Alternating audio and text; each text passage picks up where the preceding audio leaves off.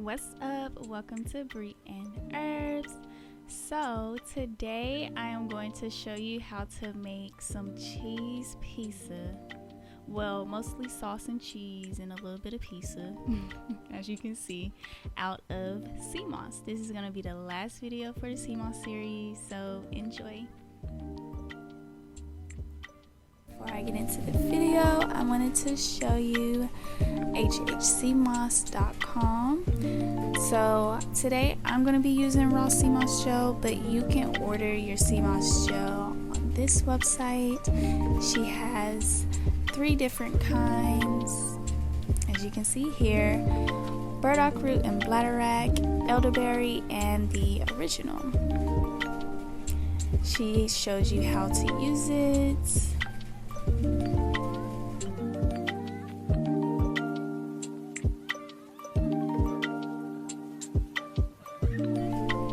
This is her FAQ section. Any questions that you may have, she has already answered for you. Her packaging is cold packaging, and the sea moss is made fresh upon order. So when you do get your sea moss, it is already ready to use, and it can last you up to 6 weeks.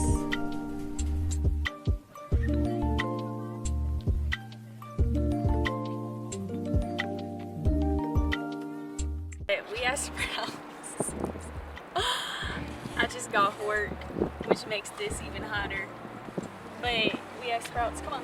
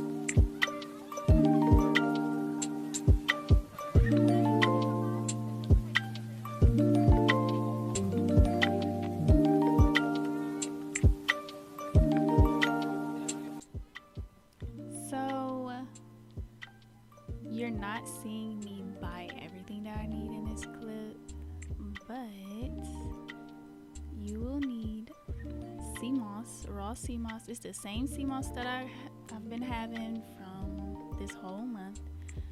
I used 4 limes, only picked up 3. A orange bell pepper, orange because of the color you're gonna see later. Some spring water, spelt flour.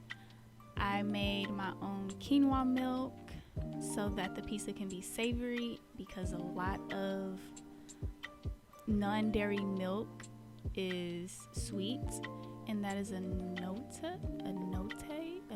annatto. There we go, annatto. Okay. And that was cayenne pepper, sea salt, onion powder. I also added some black pepper in there, and that is some grapeseed oil, and of course the crust for the pizza. So like I said, I made my own quinoa milk because it's not sweet, and it's also no preservatives, of course, because it's literally just quinoa and spring water. So I put about a cup of the quinoa milk into the pot with the sea moss. I don't know the exact amount of sea moss this was, but I want to say it was like a cup and a half. And then you kind of, if you've ever made cheese before, you honestly just treat it like making nacho cheese from scratch. Just letting it boil, adding some more milk. Yeah, and the sea moss is actually going to start to dissolve after a while. Sorry. I didn't think that sea moss was going to dissolve, but I was told that it would, and this was really low-key an experiment because it was my first time doing this, but it worked out.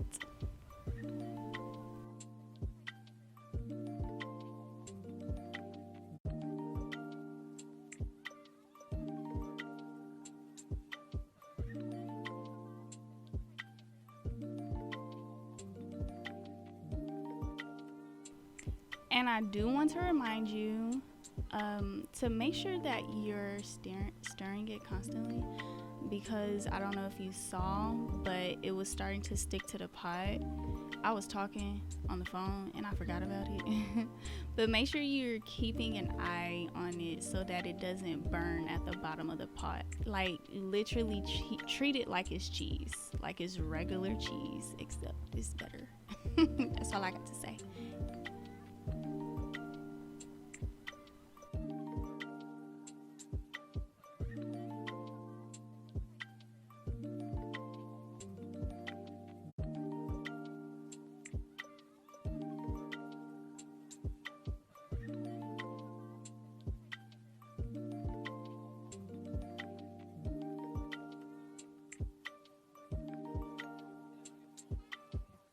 So I only made 2 cups of quinoa milk,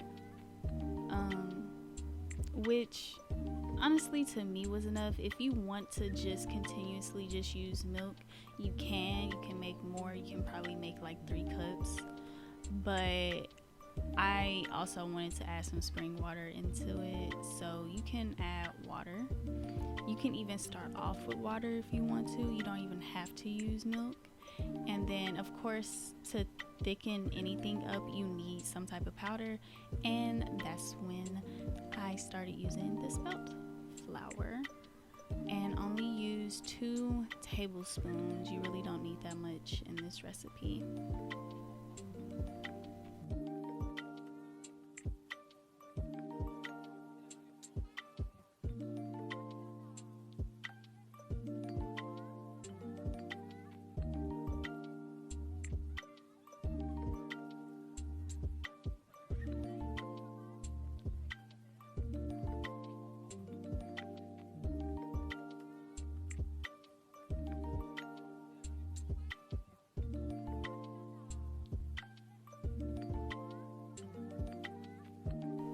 You want to make sure you're getting out, or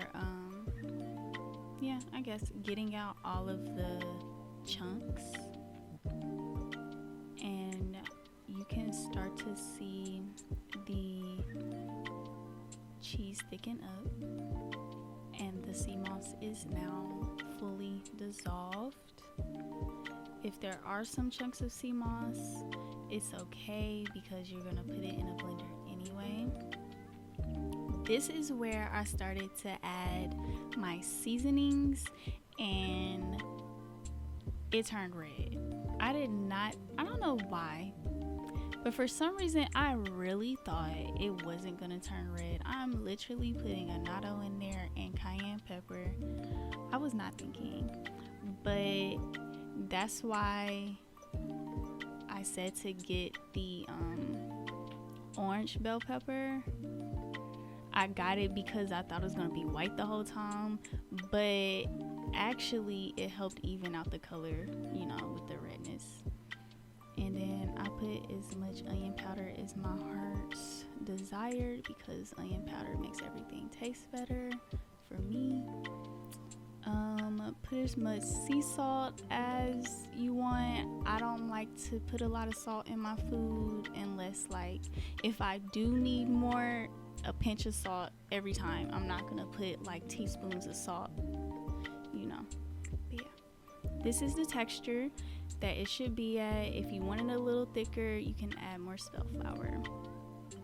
And I didn't say this before, but I cut up the bell pepper and roasted them, and then I put everything into this food processor. I couldn't show you that part, but I put everything into the food processor and it turned out yellow like you see here. Okay, so this could actually make 2 pieces, but I guess I just wasn't thinking, and low-key I was really hungry, so I didn't care.